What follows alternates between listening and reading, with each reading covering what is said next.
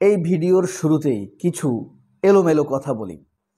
মিটফোর্ডে যে ব্যবসায়ীকে পাথর মেরে হত্যা করা হয়েছে তার নাম লাল মিয়া নাকি চাঁদ মিয়া? প্রথম আলো পত্রিকায় লিখেছে লাল মিয়া, জুলকারনাইন সায়ের স্বামী তার ফেসবুকে স্ট্যাটাস দিয়েছে চাঁদ মিয়া। তাকে পাথর মেরে হত্যা করা হয়েছে, প্রচার করা হচ্ছে সে শুধুই ব্যবসায়ী, কিন্তু সে যুব দলেরও একজন কর্মী ছিল, নেতা ছিল, তাকে বহিষ্কার করা হয়েছে। এখন কথা হলো, আরেকটি এলোমেলো কথা বলি, 15 জন মিলে তাকে হত্যা করেছে, কিন্তু বহিষ্কার করেছে মাত্র 2 জনকে। এবং এখন পর্যন্ত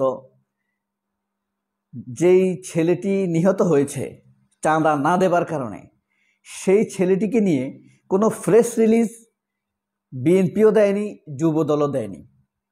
আরেকটি কথা হলো, মজার ঘটনা, আরেকটি এলোমেলো ঘটনা, সেটি হলো ছেলেটি হলো যুবদলের কর্মী, বহিষ্কৃত কর্মী, কিন্তু তার জন্য যুবদল মিটিং করেনি, মিছিল করেনি, মিছিল করেছে রাকিবের ছাত্রদল। আশ্চর্যজনক না? আরেকটি এলোমেলো কথা বলি, এই ছেলেটি যে হত্যা করেছে অর্থাৎ সাবা করিম, সে হলো যুবদলের ঢাকা মহানগরের যুগ্ম আহ্বায়ক। কত বড় নেতা, ঢাকা মহানগরের। তাকে দেখা গেছে ঢাকা মহানগর দক্ষিণে অবস্থিত মানে একটি টেলিভিশন চ্যানেলে অস্ত্রসহ হামলা করতে, অস্ত্র নিয়ে তিনি হামলা করেছেন টেলিভিশন চ্যানেলে। এরপরে মেয়র ইশরাক, যে জনতার মেয়র, জমে, জতে জনতার, মেতে মেয়র, জমে তারা জমে পাইছে, তার রাজনৈতিক জম চলে এসেছে। সে যে নগর ভবনে মিছিল মিটিং যখন করেছে মেয়র হিসেবে শপথ করানোর জন্য, তখন এই সাবা করিম সেখানে অস্ত্রসহ মহড়া দিয়েছেন, অস্ত্র নিয়ে ব্যাংকে আক্রমণ করেছে এই সাবা করিম।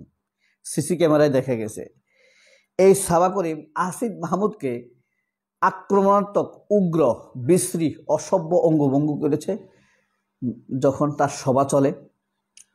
এইসব দেখেও তাকে, এত অপরাধ দেখেও তাকে বহিষ্কার করেনি। তাহলে তারেক রহমান যে কিছুদিন পর পর কিছু কর্মীকে, কিছু নেতাকে বহিষ্কার করেন, কোন পর্যায়ে গেলে করেন? ধর্ষণ করে ফেলার পর, অস্ত্র নিয়ে হত্যা করে ফেলার পরে, চাঁদা নিয়ে মানুষ মেরে ফেলার পরে কখন বহিষ্কারের নির্দেশ আসে? সিসি ক্যামেরাতে এত কিছু দেখার পরেও, এত কিছু সামনে আনার পরেও আরেকটি প্রশ্ন কি আপনাদের মনে আসে কিনা দেখেন। যেই ঘটনার সাথে একজন ঢাকা মহানগরের যুগ্ম আহ্বায়ক জড়িত, তার মানে এই ঘটনার দায় বিএনপির কেন্দ্রীয় নেতারা এড়াতে পারবে না। কারণ যেই ঘটনার সাথে একজন সর্বোচ্চ লেভেলের নেতা জড়িত, যুব দলের ঢাকা মহানগরের যুগ্ম আহ্বায়ক, সেই ঘটনার দায় কি মির্জা ফখরুল এড়াতে পারে? সেই ঘটনার দায় কি ইশরাক এড়াতে পারে? এখন প্রশ্ন হলো, তারেক রহমানই বা এই ঘটনার দায় এড়াবেন কিভাবে? এসব পদে দেওয়ার জন্য তাকে কি, তার কি বায়োডাটা দেখা হয় নাই? অতীতের কর্মকাণ্ড দেখা হয় নাই? প্রশ্ন হলো, এই যে তারা বহিষ্কার খেলা খেলে, বহিষ্কার হওয়ার পর তারা আরো রুদ্রমূর্তি ধারণ করে, অগ্নিমূর্তি ধারণ করে, মানুষের উপরে ঝাঁপিয়ে পড়ে। যুবদল করুক, যে ছেলেটাকে হত্যা করা হয়েছে সে তো মানুষ, চাঁদ মিয়া বলি আর লাল মিয়া বলি, মানুষ না? জীবন হারিয়েছে না? সে জীবিকা নির্বাহ করত, ব্যবসা করত। এখন প্রশ্ন হলো, তাকে সব পত্রপত্রিকা ব্যবসায়ী হিসেবে সাব্যস্ত করছে, কেউ যুবদলের সাবেক কর্মী বলছে না বা বহিষ্কৃত কর্মী বলছে না, অথচ সেও যুবদলের একজন বহিষ্কৃত কর্মী।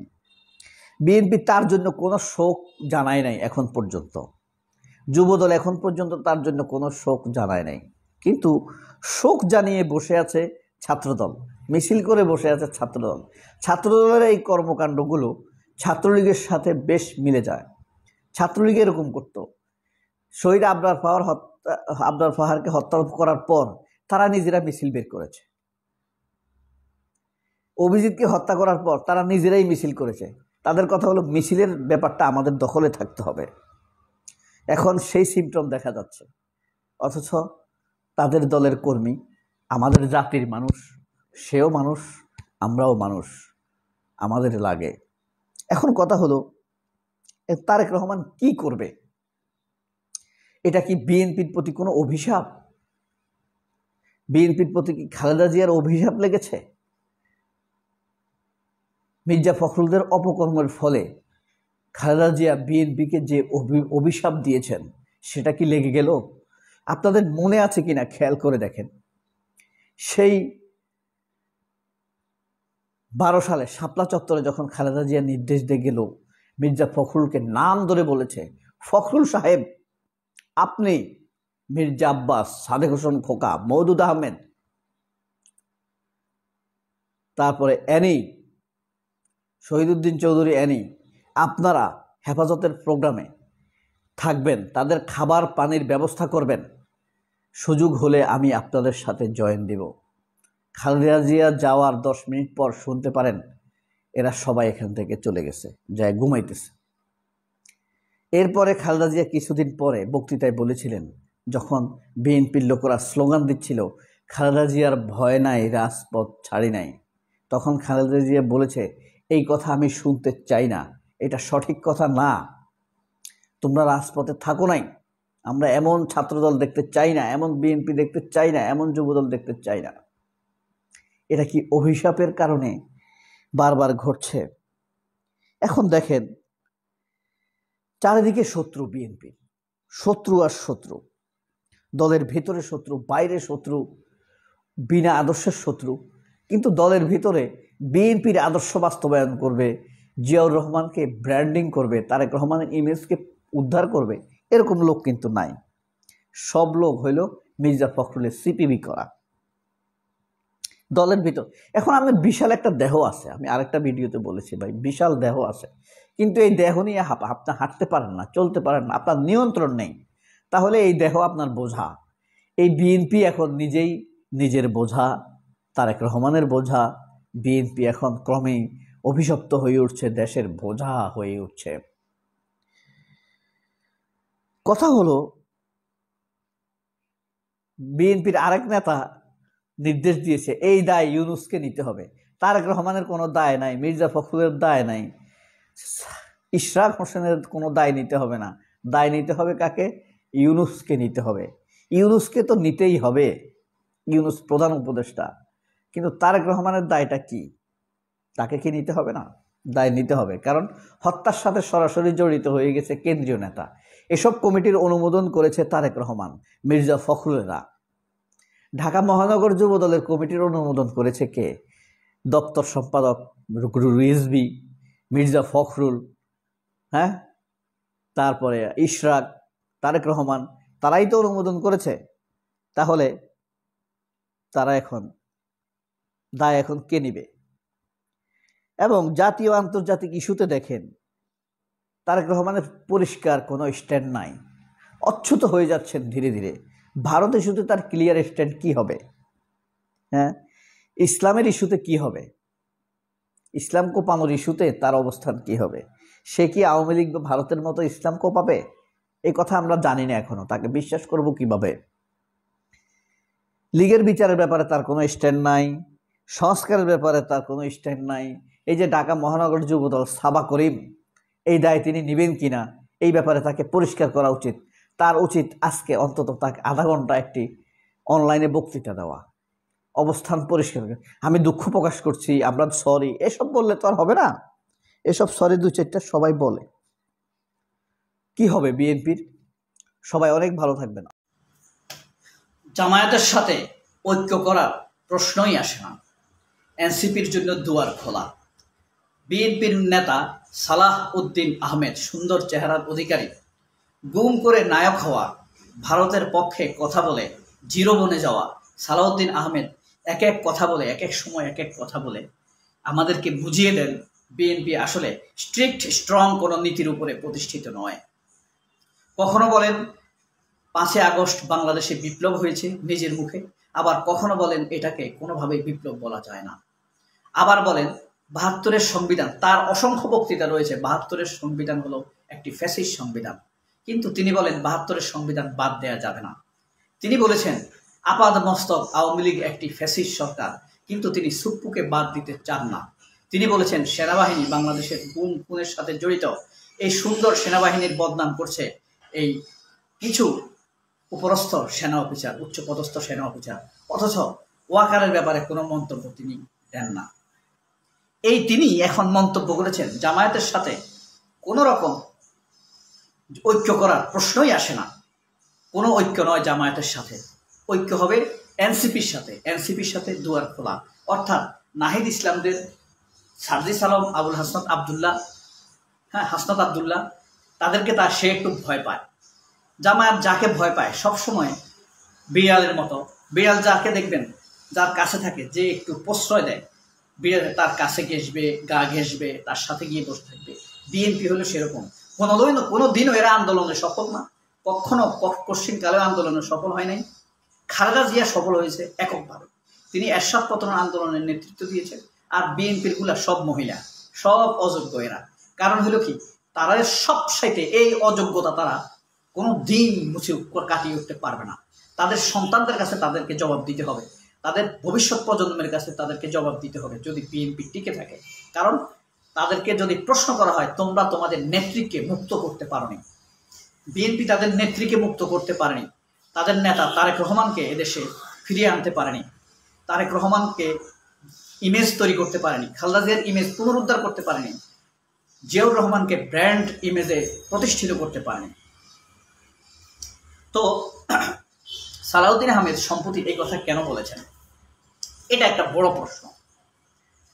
কারণ হলো জামায়াতের ভোট এমন পর্যায়ে চলে গিয়েছে যে বিএনপি নিজে নিজে একটা জরিপ করেছে। আপনার জুন মাসের প্রথম সপ্তাহে এই জরিপের সদস্য ছিল আকবর, জেনারেল আকবর, ব্রিগেডিয়ার আকবর, শেখ হাসিনার নিরাপত্তা উপদেষ্টা, ভারতপন্থী দালাল গয়েশ্বর। তারপরে এটার এক্সিকিউটিভ প্রেসিডেন্ট ছিল, বরিশালের মেয়র ছিল, মনে আছে, মুজিবুর রহমান সারোয়ার। তারা একটা জরিপ করে জুন মাসে এটা রেজাল্ট আসে তাদের হাতে। তারা জামায়াতের ভোট দেখে আশ্চর্য হয়ে যায়, যে কোনোভাবে হোক এই জরিপটা আমার হাতে এসেছে। তারা হতভম্ব হয়ে গিয়েছে, তারা ভয় পেয়ে গিয়েছে। এই কারণে কোনোভাবে প্রয়োজনে তারা দেশে বিশৃঙ্খল পরিস্থিতি তৈরি করে দিবে উদ্দেশ্য প্রণোদিতভাবে, কিন্তু পিআর পদ্ধতি তারা মেনে নিবে না। কারণ পিআর পদ্ধতি গেলে জামাত তাদের ঘাড় কলার চেপে ধরবে, পলিটিক্যাল কলার, ব্যক্তিগতভাবে না, মানে তাদের পলিটিক্যাল নফটের মধ্যে ধরবে, নেকের মধ্যে ধরবে। অলরেডি তাদের ঘাড়ে নিঃশ্বাস ফেলে দিয়েছে জামায়াত। এটা যারা বিশ্বাস করেন না, যারা ভিডিও শুনছেন, তারা একদিন রিক্সায় উঠবেন, রিক্সার সাথে খাতির জমাবেন, চা খাওয়াবেন, কথা বলবেন, দেখবেন গট গট করে কথা বেরোবে। আমি এরকম করেছি কয়েকজনের সাথে। তাদের কথা ভাই, বিএনপি কর্ম এলাকায়, কারণ বিএনপির লোকেরা সন্ত্রাস করে, বাড়িতে হামলা করে, রিক্সা ভেঙে দেয়, চাঁদা নেয়, কিন্তু বিএনপি করব, কেন্দ্রে গিয়ে ভোট দিয়ে দিব জামাতকে। কেন প্রশ্ন করলাম, কেন, কি হয়েছে? বলে যে ভাই বিএনপির তো আল্লাহ ক্ষমতা দিছে। আল্লাহ ক্ষমতা কিন্তু আল্লাহ দেয় ভাই, ক্ষমতা মানুষ নিতে পারে না। তো কিছু হলো সম্মানিত ক্ষমতা, কিছু হলো অসম্মানিত ক্ষমতা। কিছু ক্ষমতা মানুষের পতন ঘটায়, অসম্মানিত করে, কিছু ক্ষমতা মানুষকে সম্মানিত করে। যেমন হাসিনা, বেন আলী, টিউনিশিয়ার বেন আলী 22 বছর ক্ষমতা ছিল। তারপরে ইদি আমিন, কঙ্গোর, রুয়ান্ডার প্রেসিডেন্ট ইদি আমিন।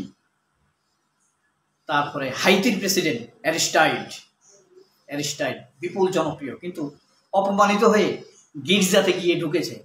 সেখানে যখন গির্জাতে আগুন লাগিয়ে দিয়েছে, গির্জার পিছনের দরজা দিয়ে গিয়ে নদীতে পড়েছে। ক্যারিবিয়ান দেশ, অ্যারিস্টাইড তার নাম, গুগলে সার্চ দিয়ে দেখবেন। তো ঠিকই রিক্সাওয়ালারা, কামার কুমার সবাই বলে ভাই জামাতরে দিন।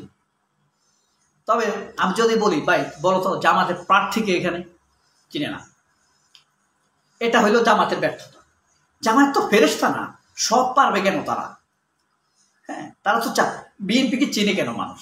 বিএনপি ধরেন একটা, এই যে যেমন যেই যুব দলের নেতা পাথর দিয়ে মেরে একটা লোককে হত্যা করেছে, পিটিয়ে পাথর দিয়ে আঘাত করে, এই যুবদল নেতা সবাই নাম জানবে না?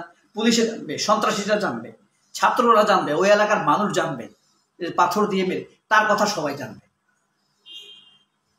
এই কারণে বিএনপির লোকের নাম জানে, জামাতের লোকরা তো অপরাধ করে না, তারপরও সবকিছু ছাড়িয়ে দু একজনের নাম মানুষ কিন্তু জানে।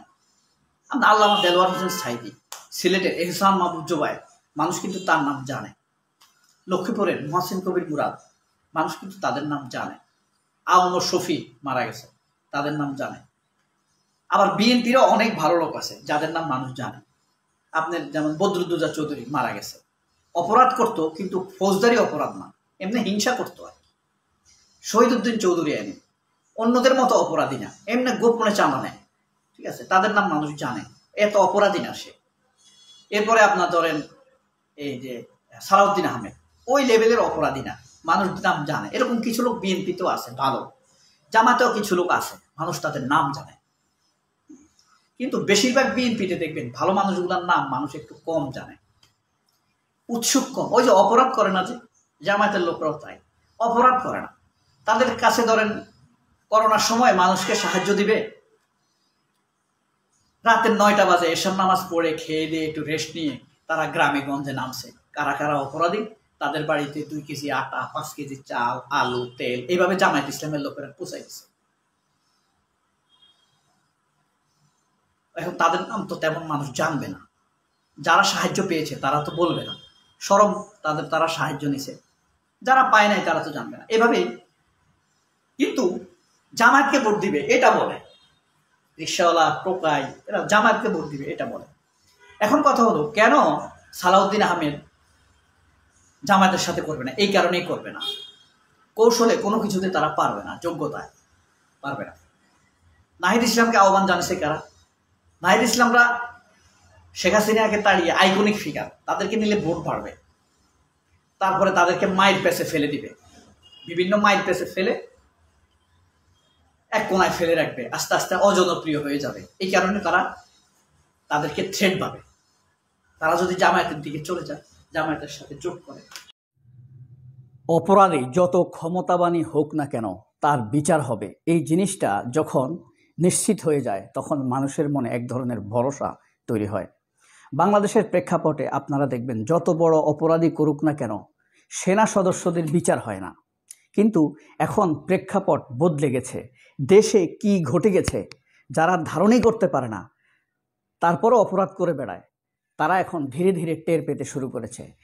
দেশে প্রায় 10 জন সেনা সদস্যের নামে অভিযোগ দাখিল হয়েছে, বিচারের মুখোমুখি হতে যাচ্ছে, এবং এর মধ্যে 8 জন হলো একদম সুনির্দিষ্ট।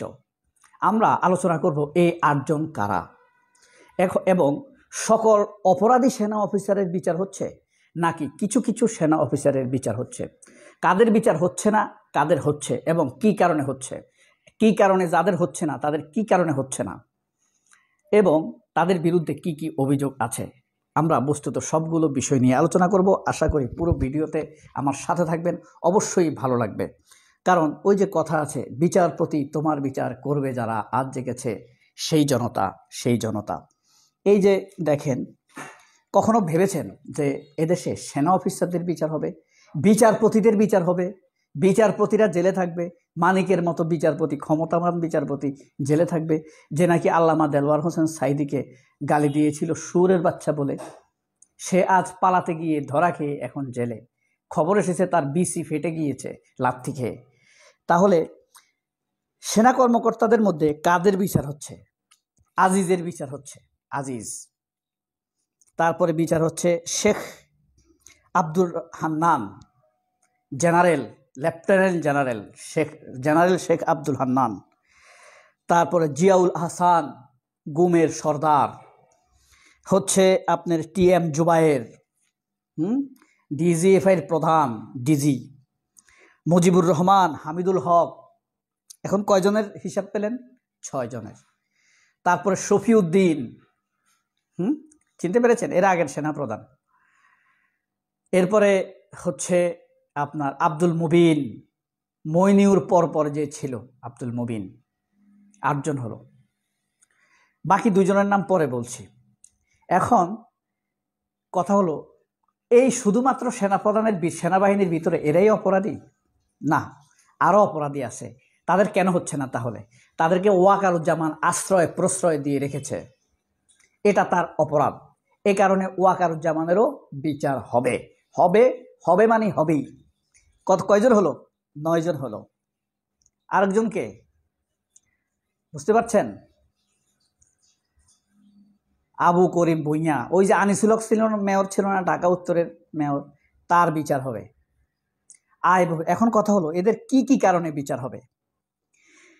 জ্ঞাত মানে অজানা গোপন আয় রয়েছে তাদের, অপরিসীম, এক একজন হাজার হাজার কোটি টাকার মালিক।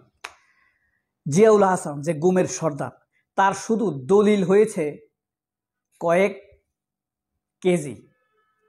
কেজি দলিল, জমির দলিল হয়েছে তার ওজন, তার দলিলের ওজন হয়েছে কয়েক কেজি, 27-28 কেজি, হাজার হাজার কোটি টাকা।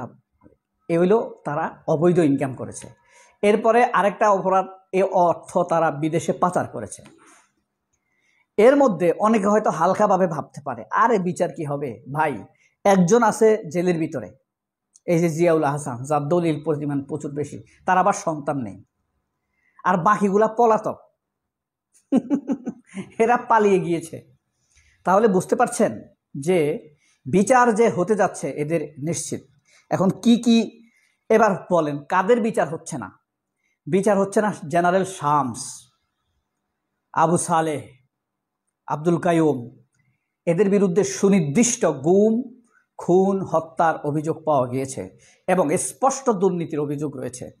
এরা আরেকটি কাজ করত, এই যে যাদের কথা বললাম, Aziz, general Aziz, Sheikh Zubayer, Ziaul Hasan, TM Zubayer, Mujibur Rahman, lieutenant general Mujibur Rahman, lieutenant general Hamidul Haque, এরা তদবির নিয়ে ব্যস্ত থাকতো। অমুকের জমি দখল হয়েছে, এর ব্যাংকে 100 কোটি টাকা আটকে আছে, এর আত্মীয় জেলে আছে, এ চাঁদাবাজি করতে ধরা খেয়েছে, এ খুনের মামলায় ধরা খেয়েছে।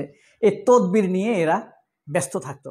আর এই তদবিরের মাধ্যমে তারা শত শত হাজার হাজার কোটি টাকা কামাতো, বড় বড় বিষয়গুলো ডিল করত।